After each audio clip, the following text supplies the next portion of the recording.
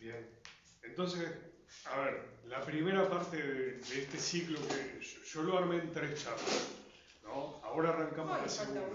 Pero la primera era, la intención de la primera era llegar a este punto, ¿no? Definir qué características de la sociedad que no era uruguaya en ese momento, que ni siquiera era la oriental, pero porque terminó siendo la oriental, sirven para entender por qué la izquierda uruguaya es como es y por qué el MPP es el resultado de un proceso histórico muy largo.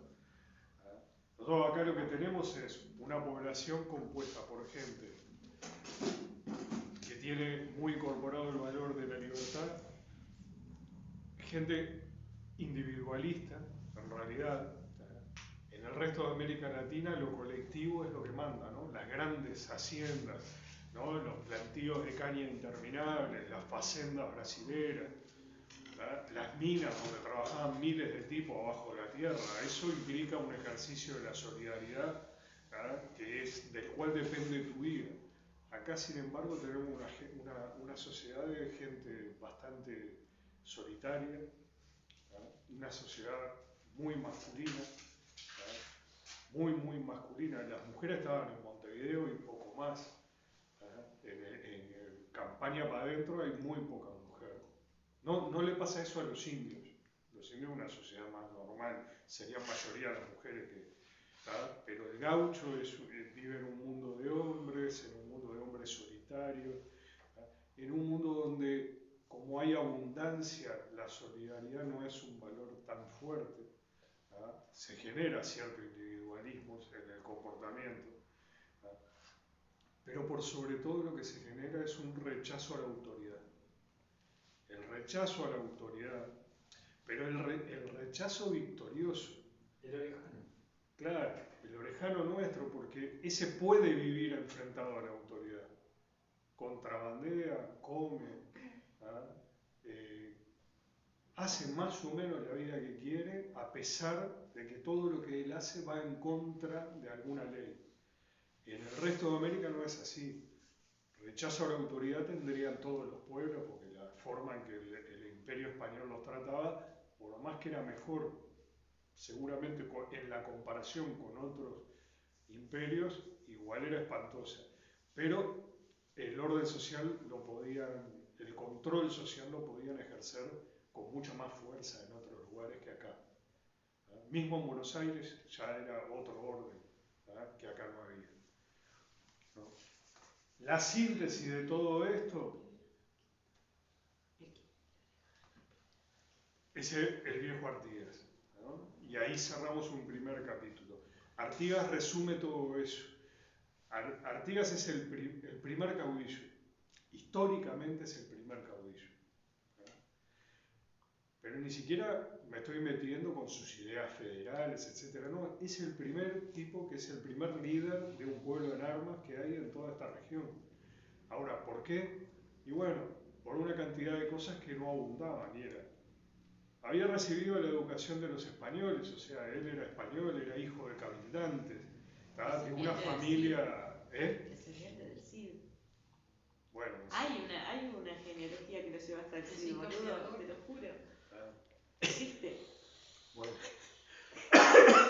Y al mismo tiempo, su abuelo fue el primer español que logró un pacto con los indios, un pacto de paz, una pacificación con los indios.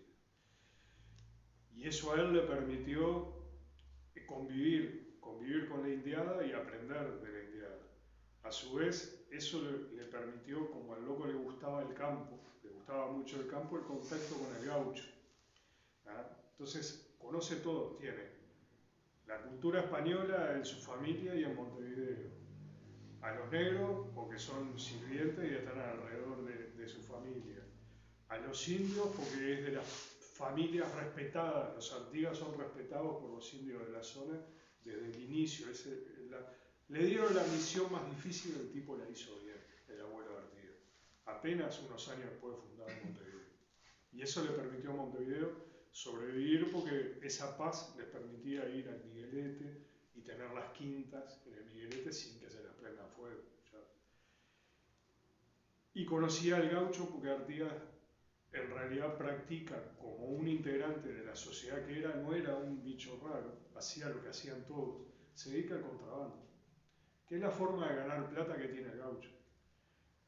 El gaucho, la gente del campo, es venderle ganado a los brasileros, a los portugueses, los que venían del norte, o a los piratas europeos que venían a la costa. Un capítulo que no se sabe casi nada, que nadie lo dice, de Artigas, es que cuando Artigas, los españoles ven que es más útil tenerlo del lado de ellos que perseguirlo, y lo meten en el cuerpo de Blandengues, lo obligan, porque si no te metes en el cuerpo de Blandengues te meto preso, porque sos un contrabandista, andás en cualquiera. La primera acción de Artigas como Blandengues es acá en Atlántida, es en la punta, enfrente a la isla. Pomposamente se lo llamó combate de piedras negras, porque la punta esa se llama punta piedras negras, pero en realidad lo que hizo Artigas vino con una tropa, muy poquitos, esperó a un buque portugués que paraba acá en La Mansa y se llevaba cueros. Y cuando bajaron en el bote, eran 6 portugueses, bajaron en el bote, le apareció Artigas a caballo con todos los cosos, los agarraron, les confiscaron el bote, los llevaron presos a Montevideo. Escondidos atrás de los árboles. Y estarían ahí, sí, andás a ver qué río. Pero te imaginas. Una dura. Estarían ahí por Baipa, comiendo unos bizcochos que dentro de un rato caen los portugueses. Y bueno. Está bueno para resaltarlo ese hecho, ¿no? En algún... Sí. Está en el archivo Artigas, está. ¿No? En el archivo Artigas, en no sé qué tomo, del enorme archivo Artigas está. Bueno, estos eran los deberes que yo les mandaba, ¿no? Expliquen la personalidad de Boabdil el Chico a partir de estos testimonios que tenemos, cómo lo vestía la mamá.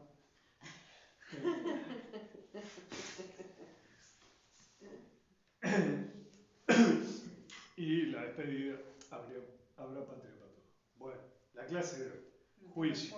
Las bellas mujeres montevideanas. Es parecida a mí esa, ¿no? Ah, es más lindo. Cuando me hacía la tinta. No, esta mujer que hacía perder la cabeza a los hombres de su época, con un total que le pintaron, que Blanes le pinta este cuadro sabiendo que el cuadro era importante, no es que pintó este cuadro y había hecho 7.000 más. ¿No? La de Carlota Ferreira.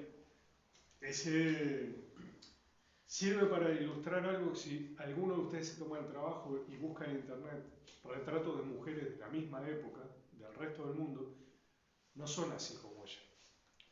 El ideal de belleza todavía no era universal, como es ahora, gracias al desarrollo de los medios de comunicación y la potencia que tiene ahora para globalizar todo. Este era un ideal de belleza montevideana. Y esta mujer sobre todo construía su figura de mujer deseada por lo interesante de la conversación, la forma en que se dirigía a los hombres, que los cautivaba. Pero un paquete, ¿no? Así todo.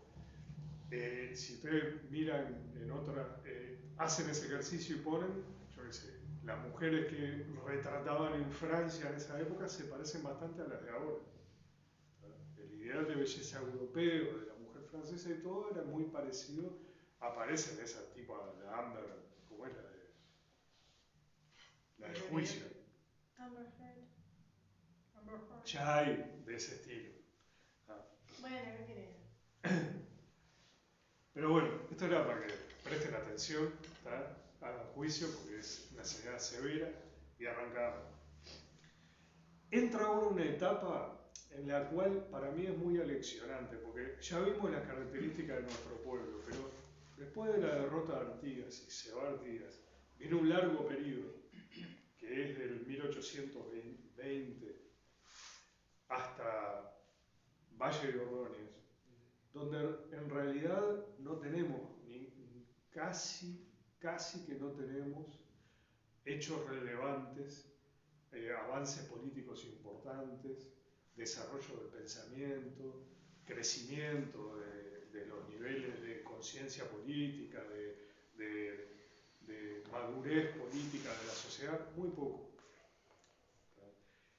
¿Qué pasa? Ese pueblo, con esas características que vimos en la clase pasada, en realidad, en la charla pasada, es un pueblo que si realmente, ¿tá?, con la cultura de esa época, si no tiene un líder que sea un líder de peso, pero aparte con las características de una Artigas, ¿no?, con esa altura de pensamiento, es carne de cañón y sirve para cualquier cosa. Entonces el pueblo se divide y anda atrás de personajes segundones todo. ¿Tá? Rivera, La Valleja, gente que, por supuesto, cada uno tiene cosas buenas, cosas no tan buenas, cosas malas, pero ninguno tiene la relevancia y la estatura que tuvo Artigas. Después viene Oribe, después la influencia de Rosas, que quizás es el tipo más importante de todo, por 50 años de historia, que está del otro lado del río, pero influye muchísimo. Viene la Guerra Grande, es una guerra larguísima, que hace que la sociedad quede dividida y detenida en el tiempo, porque pasamos a hacer una cosa que funcionaba para la guerra nada más, el mundo avanzaba y nosotros no. Lo mismo que nos pasó durante la dictadura de los milicos, el Uruguay queda congelado, el mundo avanzaba y nosotros seguíamos lo mismo. Entonces, todo un periodo de la historia que lo que se aprende de ese periodo es eso, que es un pueblo que tiene muchas características muy buenas, pero que si lo agarra una montaña una cantidad de nabos como todos estos, gritan libertad, libertad, esto no sé qué, y va todo el mundo atrás de ellos, y la gente se mata, y empieza a perder sentido todo. Es una sociedad que pasa de guerra civil en guerra civil, cosas, ¿no? Sin embargo, hay un sustrato, hay algo que queda por debajo, y es la herencia del artiguismo.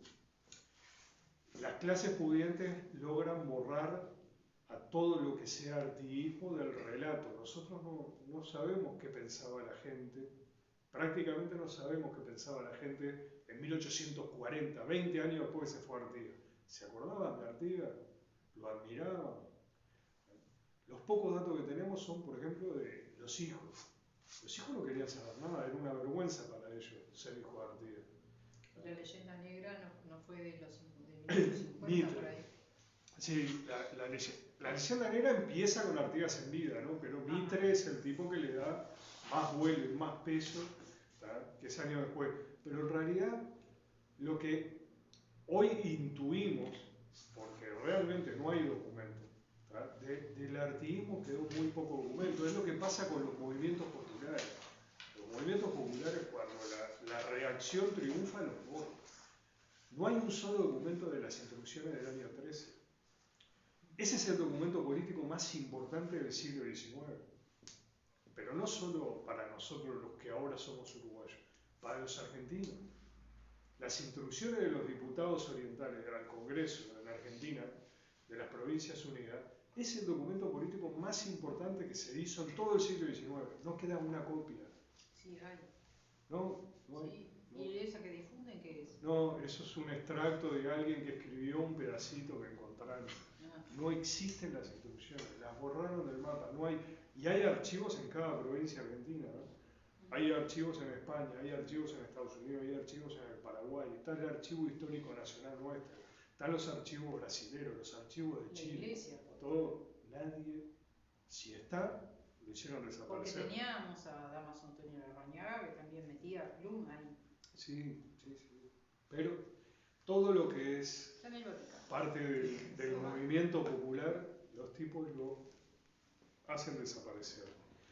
Y este periodo de la historia es eso. Este es el cuadro del desembarco de los 33 orientales, pero este es el primer cuadro que hubo, que es de una pintora. Lo pintó casi 10 años antes que Blanes. Es una pintora de Colonia y el cuadro está en el Museo Histórico Nacional. Ahora nos vuelve a interesar. Ahora con la reivindicación de todo las luchas de las mujeres. Pero ese cuadro estuvo guardado. Durante ahí lo sacaban un rato, a veces, cada tanto, como una curiosidad. ¿Cuál es el nombre? No lo sabemos. No me acuerdo, yo lo tengo ahí, no me acuerdo. Ahí, toqué eso. Bueno, Rivera y Lavalleja podrían haber sido herederos políticos de Artigas, eran sus capitanes más importantes, pero no. Gente que no estuvo a la altura. Igual personajes re interesantes, ¿no? Sobre todo Rivera, muy interesante.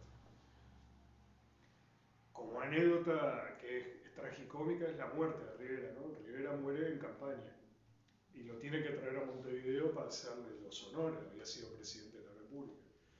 Y iba a llevar varios días el viaje. Entonces lo meten adentro de un barril con caña para que el cuerpo se conserve. Y lo traen adentro del barril, pero el gauchaje que lo traía se fue tomando la caña. Se fueron tomando la caña. Tercera imagen. Llegó sin caña y con Rivera reseco. Así son los héroes de la patria. El no tener una dirigencia política y un pensamiento político que realmente nos lleve para adelante nos hace caer en cosas como esta, ¿no? La guerra de la Triple Alianza. Somos los convidados, participamos como la peor basura de América Latina en pasar por arriba el único gobierno soberanista que había en toda América y hacemos el más triste papel. Porque en realidad es una guerra donde por cada uruguayo había 10 argentinos y 10 brasileños. Pero Uruguay lo que hace enseguida es lo mismo que hicieron los argentinos y los brasileños. Mandamos a los negros. Si no hubiera habido guerra de la Triple Alianza, habría mucho más negros en Uruguay. Nosotros mandamos todos los negros que podíamos. Argentina los exterminó. Por eso en Argentina hay tan poco afro. Porque murieron ahí. Nosotros mandamos una cantidad, pero igual comparados con ellos eran pocos. Y terminamos masacrando y destacándonos, y fue el resultado más potente de la guerra de la Triple Alianza, es que los uruguayos se destacaron por ser los mayores raptores de niños. Uruguay se llenó de niños paraguayos que los traían los soldados y los vendían. Como los monitos que traen adentro de los termos del Congo, bueno, traían los gurises de Paraguay. Eso fue lo que más nos destacamos los uruguayos en toda la guerra de Paraguay. Pero yo les digo que se intuye que el artiguismo seguía existiendo, ¿no? Y que a nivel de la gente más pobre. Y la demostración es Leandro Gómez. Leandro Gómez, la muerte de Leandro Gómez es el capítulo anterior a la guerra de la Triple Alianza. Era artiguista y le hablaba a su tropa de Artigas y tenía consignas artiguistas. Lo mataron como un perro. No le respetaron, ni lo que se respetaba en esa época era que a un oficial que se rendía se le respetaba la vida. A la tropa la pasaban a degüello, pero el oficial zafaba. Al primero que lo mataron fue a él. Ahí no hay duda. Paysandú es la demostración de que hay algo ahí en Paysandú que las clases dominantes detectan de reivindicación americanista, artiguista, popular, y la borran del mapa. Pero con saña, vino la flota brasilera, vino hasta Paysandú, los argentinos se encargaron de abastecer y de que nadie salga, y el peor ejército uruguayo, el ejército que va a negar la parte colorada de nuestra historia, que va a negar el artiguismo y todo lo nacional, arrasan Paysandú, Venancio Flores, Leandro Gómez, todo, y arreglado el asunto de Paysandú, arrancan para Paraguay a terminar con la única experiencia soberanista que teníamos, todo al servicio de los ingleses, ¿no? Ingleses y franceses que querían los ríos abiertos para el comercio, y que no exista competencia como había en Paraguay, que tenía industria, que es lo que ellos no podían permitir, que vos tengas industria. Y nunca más remontaron. Nunca más, son la porquería de América. Bueno. El último ejemplar de toda esta etapa es Saravia. Saravia es para mí una demostración última de ese mundo, ¿no? De esa sociedad desnorteada, donde se levantaban contra el gobierno de turno, juntabas una gente y te levantabas contra el gobierno. Sin embargo, hay algunas cosas de Sarabia que hay que apuntar. Ya es más elaborado políticamente, no están todos los temas de la participación de la minoría en el gobierno, la convivencia de los partidos en la estabilidad del gobierno, ya hay un poco más de sofisticación, pero hay algo de la experiencia de Sarabia que va a marcar a gente que después van a ser compañeros de ruta nuestra. Sarabia hace la guerra y para hacer la guerra hay que tener plata.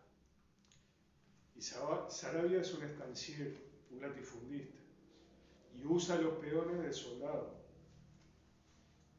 Y en teoría el Partido Nacional, que es la divisa que él defiende, comparte toda esa visión que tiene él y lo apoya. En realidad no es así. Para el Partido Nacional ya se da la división de los doctores y los caudillos. Los doctores ya no están tan de acuerdo con esto. Prefieren el arreglo, la componenda política y no el levantamiento armado. Pero es una etapa de transición. Eso todavía no está tan claro.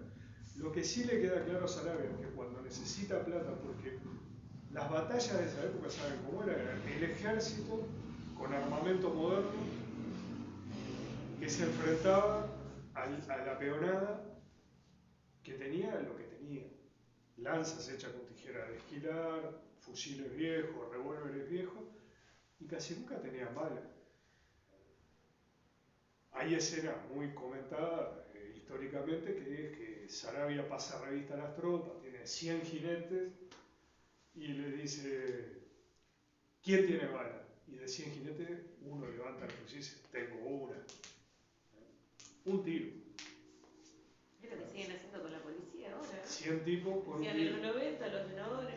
Y se arreglaban con los cuchillos, igual. Eso era el fin de un modelo. Levantarte contra el gobierno ya no era viable. Pero Sarabia lo que hace es junta a los estancieros, a todos los principales estancieros, los más ricos y los que más participación política tenían. Los junta y les dice, bueno, necesitamos plata para la guerra. Y los tipos le dicen, sí, la guerra, todos grandes discursos. 25 pesos juntó. El salario de un peón eran 2,5 pesos. Los estancieros, la asociación rural le da 25 pesos a Sarabia. Y Sarabia se da cuenta. Como diciendo, soy el Gil de la película.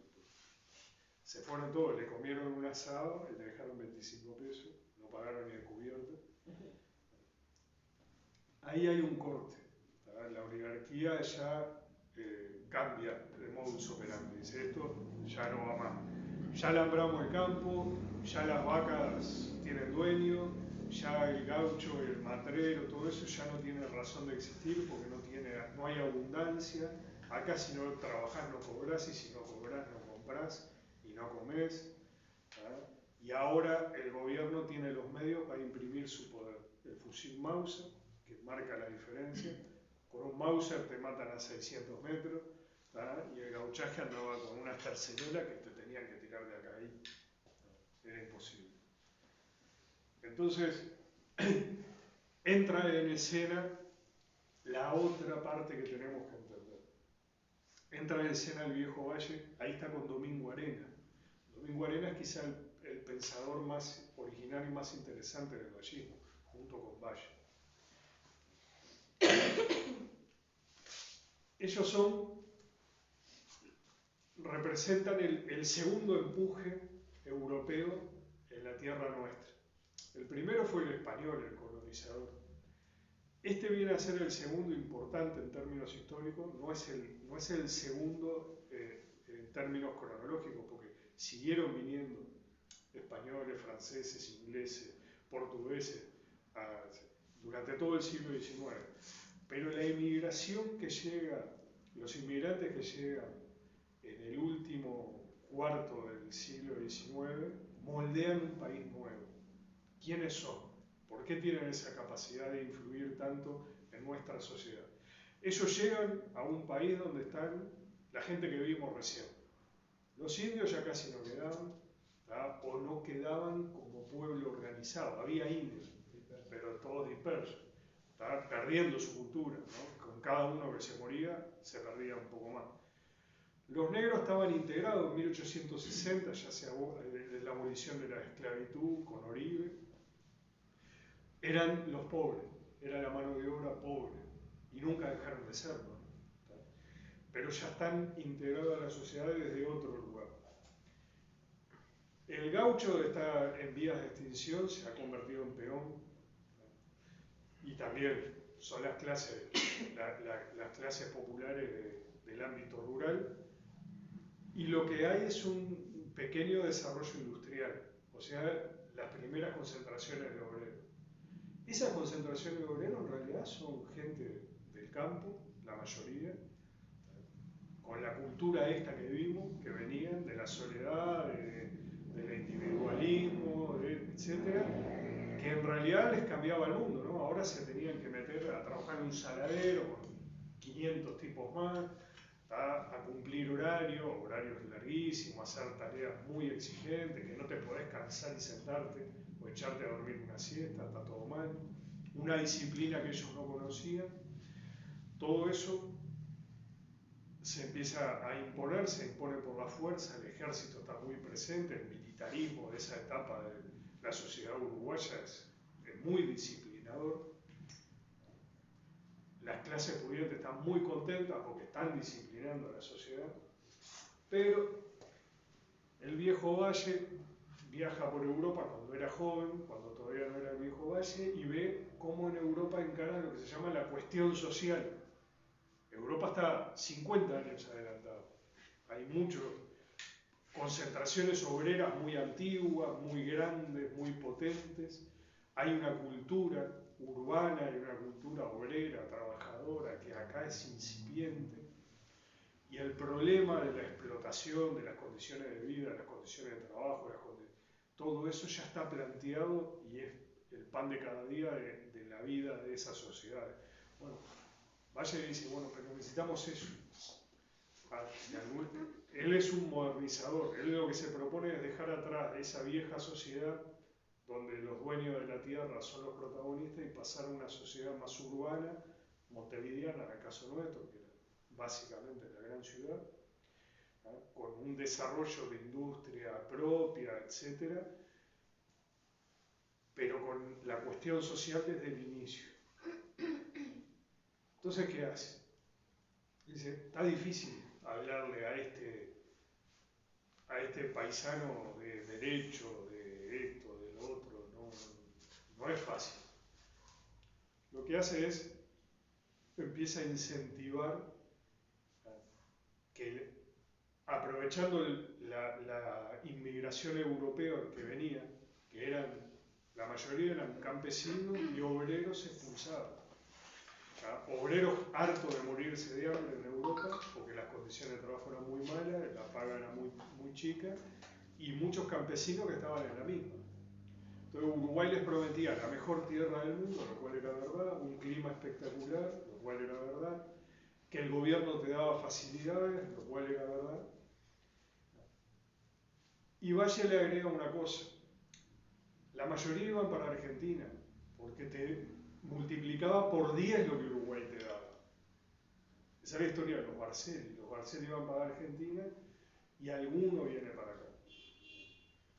Ahora, Valle lo que hace es, descubre que Argentina, la cuestión obrera se plantea antes que acá, y a la primera de cambio, cuando se arman los primeros líos, los dirigentes sindicales son todos europeos. Son polacos, son rusos, son italianos, son españoles, son ingleses, son escoceses. Toda gente con una cultura obrera que acá no había. En Argentina la oligarquía a través de la policía los detecta y los echa. Los barcos cuando vuelven a Europa paran acá. Valle hacia el contrario de lo que hacen los argentinos. Valle se manda a Domingo Arena, él mismo va al puerto y cuando los barcos paran a hacer la escala, la gente bajaba, se tomaba un café en la ciudad vieja, estaba un rato, mirá, Montevideo y se iba. Iba y les hablaba. Decía, ¿usted por qué lo echaron de Argentina? Por dirigente sindical. ¿Sí? ¿Y en qué trabaja? En el cuero, no sé qué. ¿Y no quiere quedarse a trabajar acá? Me van a echar, no, nosotros somos gobierno, no lo vamos a echar, venga, pum. Y los traía. Y eso lo que hizo fue sembrar dirigentes políticos y sindicales. La ideología de Valle es la conciliación de clases, no la lucha de clases. Él lo tiene claro, los anarquistas que vienen no están por la conciliación de clases, están por la lucha de clases. Pero en el cálculo de él no importa, son más importantes las coincidencias que las diferencias. Valen más las cosas en las que coinciden que las diferencias. Además calcula una cosa bien, tipo dice, estamos tan lejos de llegar a una etapa en que un anarquista diga estamos a 20 minutos de tomar el poder, estamos tan lejos como sociedad que no vamos a tener problemas de corto plazo. Al contrario, van a ser un motor de cambio social, nos van a ayudar. Porque ahora esa masa que tenemos de gente no nos responde. A esa masa se levanta un Sarabia, les habla de aire fresco y aire libre y carne gorda y arranca todo. Y ya no podemos con eso. Entonces él lo que hace es un experimento social impresionante. Él introduce ideologías foráneas, dirían los milicos, con extranjeros, gente de afuera, para cambiar o para sumarle a nuestra matriz esas cosas que acá no había. Teníamos antecedentes de socialistas utópicos en el Río de la Plata desde 1830, por ahí, pero no era gente que quisiera la movilización social, eran pensadores, eran divulgadores, todo, pero era más una gente que no pasaba a la acción. La primera huelga la tenemos en Rivera, contrasentido de nuestra historia, ¿no? El lugar más atrasado políticamente en Uruguay, ahí fue la primera huelga, en Cuniapirú, los mineros, eran italianos, se levantaron, 1870 y pico, se levantaron contra las condiciones de trabajo de las compañías mineras. Después hay huelga en los saladeros, la carne, la Federación de la Carne, y por supuesto los tipógrafos, ¿no? El tipógrafo es el obrero que cambia el mundo. Son los obreros que leen, son los que hacen los libros. Esa gente lee todo el día. Esa gente tiene el poder de imprimir. Te imprimo el libro que me manda el patrón, pero de noche me meto en el taller e imprimo un folleto, un librero, un volante. Y tengo una capacidad de comunicación que es la misma revolución que estamos viviendo ahora con las redes.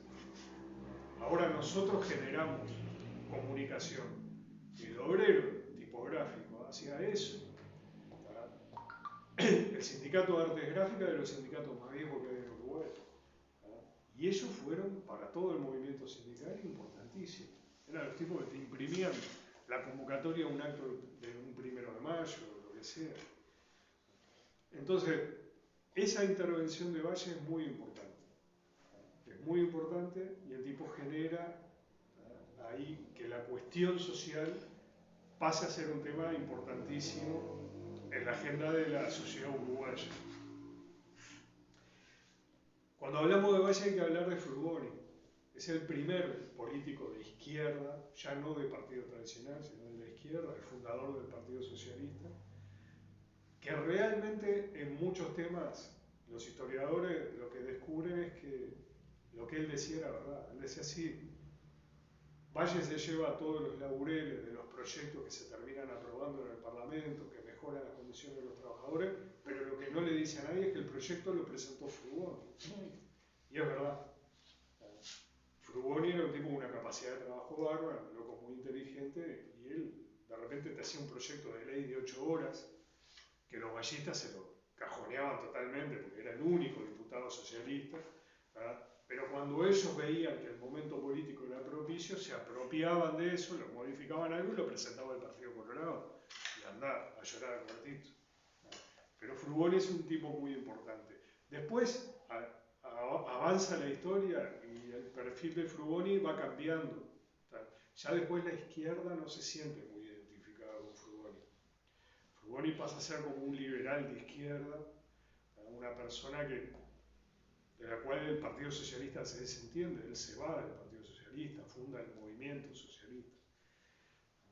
Pero siempre fue muy respetado, muy querido. Canario de las Piedras, el primer canario de izquierda que pasa a ser importante en la historia del movimiento popular uruguayo. Acá está la llegada de los inmigrantes. Acuérdense, esta es gente que no tiene marcha atrás.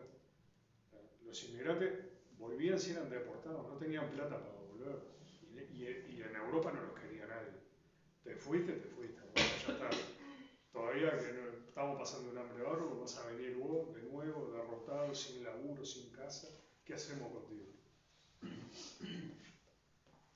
La primera marcha obrera, esta foto la puse acá, ¿saben por qué? Es 18 de julio. 18 de julio va a ser el escenario de todas las luchas populares durante un siglo, hasta hoy. Ustedes fueron el 20 a la marcha, es por 18. Siempre fueron por 18 las marchas. Casi todo lo hecho en la calle, la movilización uruguaya, es por 18 de julio. Eso es del pueblo chico. En Buenos Aires no pasa eso. En Buenos Aires tenés distintos lugares de la ciudad. ¿Pero se concentran ahí en la Plaza 1 de Mayo? Por lo general. No es como el lugar. La Plaza de Mayo. Sí. No, pero la Plaza de Mayo, por ejemplo, no fue. Es antiguo, aparte. Sí, pero no fue lugar de concentración obrera, por ejemplo. Fue un lugar de concentración política porque ahí está el presidente. Pero los obreros, por ejemplo, no. Los obreros marchaban por barracas. No fueron bombardeados los obreros ahí en Plaza de Mayo ahí en 1950. Sí, pero porque cayó Perón, el día que sacaron a Perón. Bombardearon era político igual. la casa de gobierno, que estaba Perón, y la gente fue a apoyar a Perón. A apoyar a Perón y bomba. Pero digo, es un lugar, ¿tá? Pero por ejemplo, la marcha de la mujer se hace alrededor del Congreso, toda la zona del Congreso. Tiene varios lugares en Buenos Aires importantes. Montevideo concentra. Sí. Montevideo 18 de julio. Y bueno, y acá viene un momento muy importante en la cultura de la izquierda nuestra. Y es la Guerra Civil Española. Ya estamos hablando de 1936. La Guerra Civil Española es el enfrentamiento. La derecha venía arrasando en toda Europa, pero cuando digo arrasando es arrasando físicamente, matando, metiendo en cana, en campos de concentración, deportando, prohibiendo todo lo que sea izquierda y gente de izquierda. En España, la izquierda, los rojos llegan al gobierno ganando las elecciones con un frente popular. No es un invento de los españoles, ya lo habían hecho los franceses, que es la unión de la izquierda. La unión de la izquierda con un programa electoral. El Frente Popular gana las elecciones y la derecha lo que hace es se levanta, da un golpe de Estado.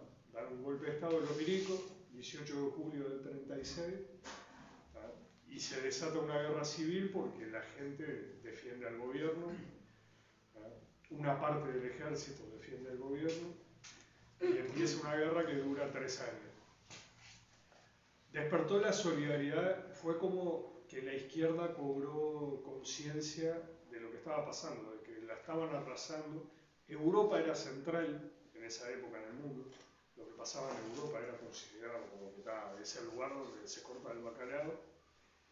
Y en Uruguay hubo un rápido movimiento de solidaridad con los republicanos españoles. Y es muy importante entenderlo. Se crearon comités de defensa de la República, por todos los barrios de Montevideo. Los comités de base del Frente Amplio no es una idea original que le surgió a un compañero que dijo, che, si hacemos... No. Hay una práctica política anterior. Los comités de la República Española o sea, no había ni siquiera una organización política como el FA que le da centralidad a muchas cosas. Eran vecinos de diferentes tendencias políticas, de diferentes partidos que se juntaban a defender a la República. Juntaban ropa para mandarle a la gente, comida para mandarle a la gente, plata para mandarle allá, y hacían actos políticos y juntaban. ¿Qué gente había? Esta es una foto de uno de esos comités que es en un garage de una casa en Punta Carreta. Imagínense, Punta Carreta año 36, parecido a Las Toscas. ¿tá? Con médanos todavía, con pinos, con calles de tierra en algunos lugares, ¿tá? Y con gente que no era de plata, ¿tá? Porque la gente de plata se vivía todavía más en el centro, ¿tá? Acá era como que los terrenos eran baratos y te ibas a Punta Carreta. Ahí está Ana Freire, es esta, es una profesora de humanidades, una historiadora, de las primeras historiadoras que salieron acá de la Facultad de Humanidades, que era una gurisa. Si ustedes miran la foto que acá está lejos, la participación de la mujer es impresionante, ¿tá? Se participaban muchísimo, ¿tá? Y hay nombres en la descripción de la foto, y esta es una foto de vecino, por ejemplo, está Hierro Gambardella. Hierro Gambardella, un dirigente del vallismo, colorado. Cuando salimos de la dictadura era uno de los senadores de Sanguinetti.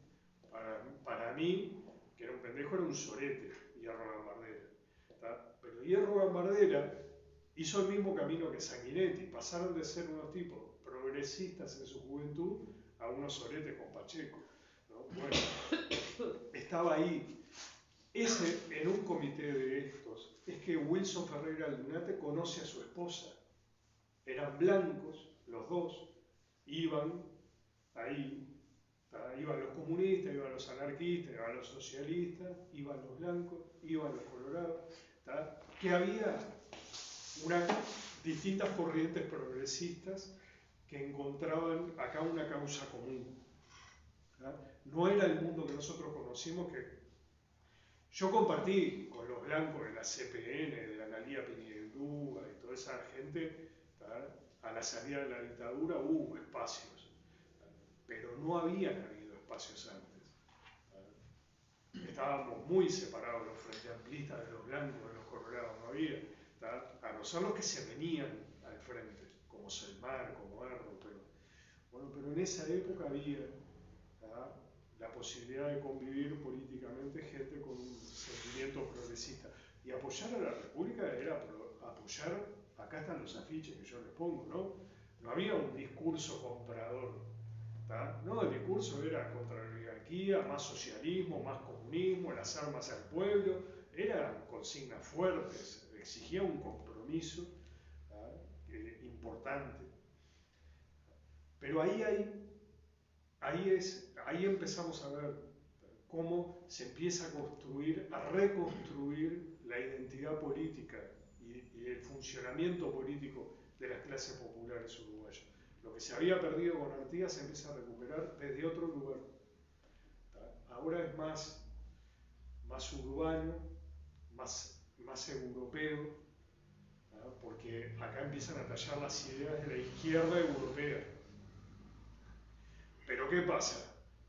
Esas ideas de la izquierda europea son muy importantes, son las que explican que el mundo se divide entre los obreros y los patrones.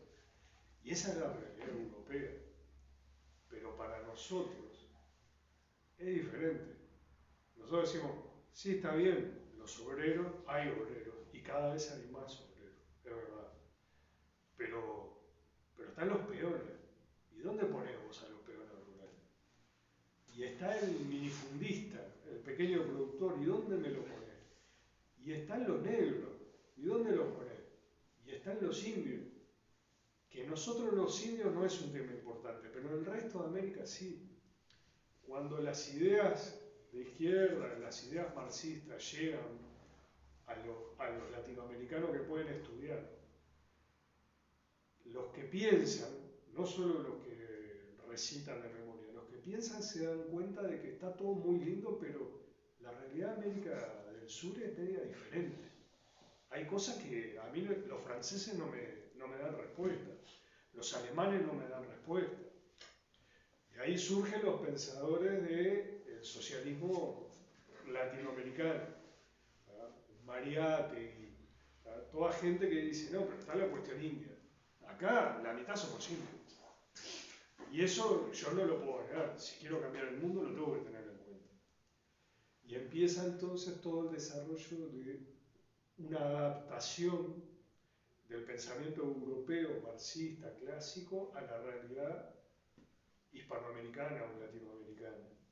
El tema ese de armas para el pueblo, que vos lo sobrevolaste ahí, Sí. ¿no fue Valle uno que decía que el pueblo tenía que estar, como que era que la gente tenía que andar armada? ¿O yo leí eso en algún lado? No, Valle lo que defiende es una idea que está en el ideario liberal que viene del inicio de la Constitución Americana de 1770 y pico. Y es que viene de los pensadores franceses de la Revolución Francesa, y es que el pueblo tiene derecho a sublevarse. Es un derecho de los pueblos. O sea, después la burguesía no lo puede aplicar en la realidad. Cuando el pueblo se subleva, le manda al ejército, a la policía que lo aplaste. Pero en realidad en la base del pensamiento liberal está el derecho, es un derecho inalienable, nadie te lo puede quitar. Frente a la tiranía te tenés que levantar. El tema es ponerse de acuerdo qué es tiranía. ¿No? Los burgueses... Claro, en Estados Unidos eso es ya hasta el día de hoy tiene derecho a... Que lo venden en el supermercado, lo sacan, ¿no? Eso es un caso extremo. Sí. Ellos ya tienen, el porte de armas es parte de... Es un derecho constitucional. Es un derecho constitucional y ellos dicen, o por lo menos una parte de esa sociedad dice que es parte de su cultura, ¿no? Que ellos son así, entre otras cosas por eso. Tampoco va por una cuestión unitaria del levantamiento de armas del pueblo, sino por una cuestión individualista, ¿no?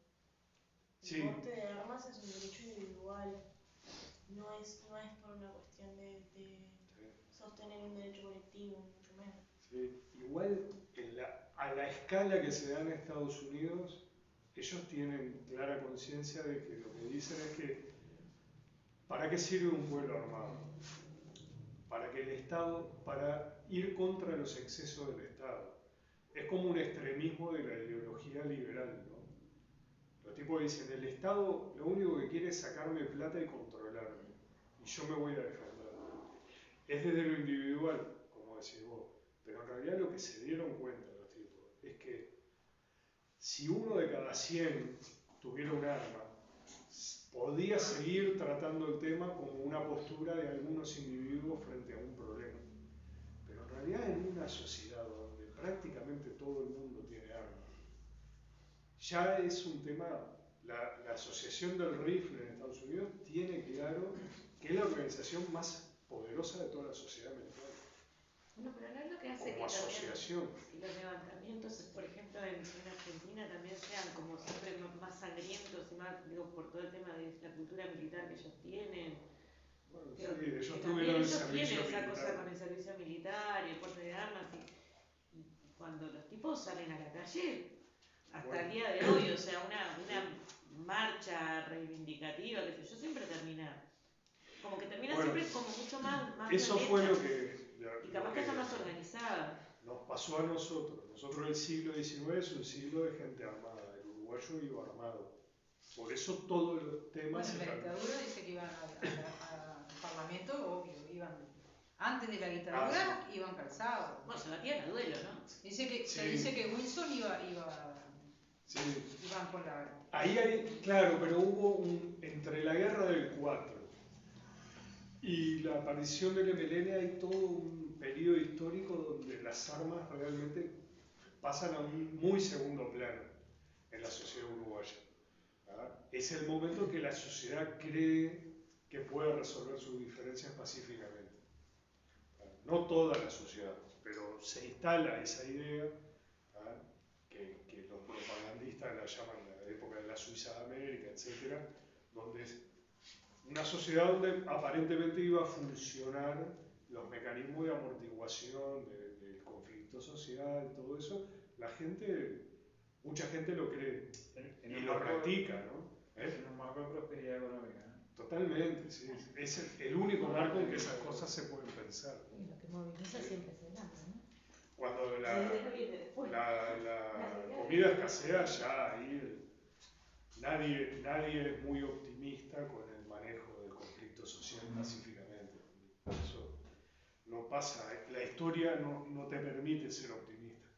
Pero acá empieza a establecerse la cultura obrera trabajadora urbana y es ahí donde la izquierda empieza a tener el desarrollo. Y Y eso que pasa en el resto de América Latina también empieza a pasar en Uruguay, pero con peculiaridades, no es tan claro. En Uruguay se dan el desarrollo de la izquierda, las dos vertientes de la izquierda, la que podemos llamar tradicional, Partido Comunista, Partido Socialista y anarquistas, y trotskistas más adelante, que son básicamente urbanos y básicamente tratan de aplicar la teoría europea a nuestra realidad. Y después, en paralelo, entrelazado, conviviendo con eso, comienzan a surgir corrientes de pensamiento de gente que acepta, que se consideran marxistas o marxistas-leninistas o trotskistas, hasta pro-chinos más adelante, de Mao, etc., pero que ven que hay una realidad local que la tenés que incorporar. Tenés que incorporar la historia americana, tenés que incorporar a los negros, tenés que incorporar la realidad económica nuestra, que es distinta. Somos una sociedad productora de materias primas, dependiente económicamente, no es lo que pasa en Inglaterra. Marx, ¿por qué está en Inglaterra? La revolución industrial. Y Marx dijo, el socialismo va a arrancar en Inglaterra porque el desarrollo capitalista se va a dar primero en Inglaterra, va a llegar al máximo. Y ahí va a estar las condiciones de cambiar. Si a Marx vos le decías, y en América del Sur nunca va a pasar nada, si ustedes son hasta feudales, ustedes están siglos atrás. Pero claro, eso te lo puede decir Marx o cualquier tipo que vive en Europa, pero vos que estás acá decís, no, yo quiero que pase algo, no quiero conformarme con este mundo. Y ahí es donde empieza a surgir las corrientes latinoamericanas de la izquierda. En Uruguay se da, por ejemplo, uno de los primeros pensadores importantes de eso es Carlos Quijano. Quijano y una serie de intelectuales son los fundadores de Marcha. Marcha se convierte en el principal órgano periodístico, generador de pensamiento, no solo para Uruguay, en muchos lugares de América del Sur, de América Latina, del Caribe, la gente compra Marcha, se lo hace mandar en barco, porque realmente es como una usina de pensamiento. Pero la característica que tienen casi todos, no todos, los que integran Marcha, es que hay gente que viene. Por ejemplo, Quijano es de los fundadores de la FEU, en su juventud. Vienen de las luchas estudiantiles. Quijano era menor de edad, era un liceal cuando la fundación de la FEU, estaban ahí, de la famosa Asamblea de Córdoba de 1908, de las federaciones de estudiantes, etc. Toda gente que, a pesar de la cultura europea, a pesar de la referencia permanente a lo francés, a lo alemán, a lo inglés, empiezan a tener una experiencia americana. Los estudiantes argentinos, los estudiantes bolivianos, los estudiantes peruanos, los colombianos, los chilenos, todo eso a ellos los empieza a cambiar. Pero son la única parte de la sociedad uruguaya que vive eso. Eso les complica la vida, porque ellos empiezan a tener un pensamiento latinoamericano actualizado, que en realidad a nosotros, a los uruguayitos de esa época, se nos enseñaba en la escuela, pero como América había existido en la época de San Martín, de Bolívar, de Coso, después ya está. Fue una etapa, que capaz que, qué linda etapa, se hablaba bien de esa etapa, pero como algo perdió en el tiempo, y estos tipos te dicen, no, los problemas de la dependencia son problemas comunes a todos nosotros. Nosotros tenemos mucho que hablar con los peruanos, con los bolivianos, con él. A la gente eso le cuesta, por eso la izquierda tiene un desarrollo lento. Entonces, ¿cuál va a ser el motor de la izquierda? El sindical. Es imposible entender la historia del siglo XX en Uruguay sin los sindicatos, la historia de la izquierda menos. Si Uruguay mantuvo una vida con muchos aspectos democráticos, fue por los sindicatos. Los sindicatos obligaron aniquilaron a la sociedad uruguaya, una y otra vez. Fueron los trabajadores los que hicieron que se respete la ley de 8 horas. Una cosa es tener una ley, otra cosa es que se respete. Y les costó. Y en el país, en el mejor momento de Uruguay, el de prosperidad, vacas gordas, Suiza de América, colegiado, que eso era como la cosa, el sumum de la sofisticación política. Un país que tiene, no tiene un presidente, tiene 8 tipos que se juntan, no me acuerdo, pero creo que eran 8, y se van turnando. En ese momento, Uruguay tenía listas negras. ¿Viste cómo querían hacerlo los gringos, hermano? Sí. Eran dos. Listas negras en esa época. Vos eras dirigente sindical de la carne, condujiste una huelga, etcétera, todo, te ponían lista negra, no agarrabas laburo nunca más. Y tenías todo funcionando, todas las leyes, todo, el Uruguay bueno, el Uruguay cosa. ¿Eh? Sí, era bien lista negra. Claro, pero en aquella época existían, o sea, la burguesía nuestra, que parecía ser la más civilizada, todo este era el país que todo se termina arreglando, esto no, pero el movimiento sindical siempre lo tuvo acá.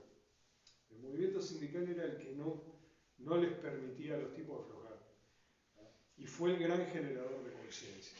Por eso Montevideo tiene una realidad política al resto del país, diferente a la del resto del país, por la concentración de trabajadores y sindicales que había.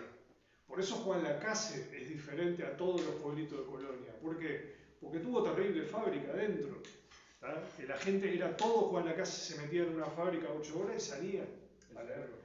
Eso te da un sentimiento, una identificación de clase, que no lo tenés en Tararira, donde la mitad eran empleados domésticos, la otra mitad se iba a pescar al río, 4 se iban a trabajar en un taller mecánico, 2 se iban a trabajar en la UTE. Es distinto, y Tararira es más representativo del interior que Juan Lacase. ¿Y en el Anglo? Bueno, ahí va, Fray Bento. Mientras el Anglo existió, las marchas de trabajadores en Montevideo, porque todo se resuelve en Montevideo, las protagonizaban los trabajadores del Anglo. Esa gente en la década del 50, Uruguay campeón del mundo, Maracaná y Vaca Gorda, y qué tiempos aquello, y qué nostalgia que me da. Esa gente se venía caminando a Montevideo a protestar y los cagaban a palo, como cagaron después de palo a los cañeros. De esa marcha del Anglo surgen los primeros compañeros nuestros en el interior. El Negro Franco, que hay una agrupación del MPP que se llama Negro Franco, es de Fray Bento, y él siendo un gurí vino en la última marcha de los trabajadores del Anglo, y ahí conoció Montevideo y el mar, y él siempre contaba, fue su escuela de vida. Esa marcha caminando, creo que tenía 14 años, vino con los padres, dice, vi a mi madre llorar porque los pies no le aguantaban más. Así se forjó la izquierda uruguaya, y ahí es que se instala algo que lo hablamos después, más adelante, pero es que se instalan dos visiones que al principio hay una que es muy rígida y otra que está en formación. Muy rígidas son los partidos tradicionales de la izquierda, está mal, suena feo, me salió así, pero digo, los partidos históricos, ahí va, es mejor. Los socialistas, comunistas, trotskistas, y por otro lado, todos estos movimientos que tienen mucho de marxistas y que tienen un toque de problemática latinoamericana, nacional, con el cual quieren generar un pensamiento nuevo. Eso se instala ya en esta época, en el 30 y pico ya está instalado. Por ejemplo, yo qué sé, era muy común que si vos leías Marcha, algún comunista muy cuadrado de esa época ni siquiera quisiera discutir contigo. O al revés, vos no querías, eras medio anticomunista. ¿No? Eran épocas de que todavía el pensamiento estaba en formación, éramos medios cuadraditos todos y mucho menos desarrollados. El vallismo se agota. El vallismo se agota porque cuando la derecha del Partido Colorado retoma el poder del partido, los ballistas, en vez de pelear por una idea y por un ideal, lo que descubren es que es más fácil acomodarse. Entonces se arreglan con el resto de los colorados, y esto y lo otro, y la vamos llevando, total. Este es el país de la vaca gorda, andamos bien económicamente, que nos vamos a pelear por esto. Los que no lo entienden así los matan. A Grauer lo matan acá en Pando, lo mata la policía, que era el tipo más izquierdista dentro del ballismo. O sea, la oligarquía nuestra no da puntadas sin hilo. Grauer tenía 20 y pico de años, no sé si había cumplido 30, tenía un futuro político bárbaro, era un loco muy radicalizado, muy a la izquierda de todo el espectro ballista, o casualidad, va en una canchila papando con un par de compañeros a un acto político, lo para la policía y no se sabe qué pasó, y le pegaron 4 tiros y lo mataron. Chao, se acabó la izquierda ballista. Esas son cosas importantes. Primera huelga muy importante del sector agrario nuestro, que es la huelga de los taiperos, año 52, que vienen en marcha a Montevideo de los arrozales, o casualidad, tienen un dirigente sindical que es un tipo que es venerado por la gente, todo, en una esquina de Montevideo un auto lo pasa por arriba. Es el único tipo que muere en toda la marcha. Es justo el tipo que parecía ser el primer dirigente sindical del campo en 50 años. Esas cosas pueden haber sido casualidad, puede haber sido un accidente, puede haber sido cualquier cosa, pero el tema es que pasan.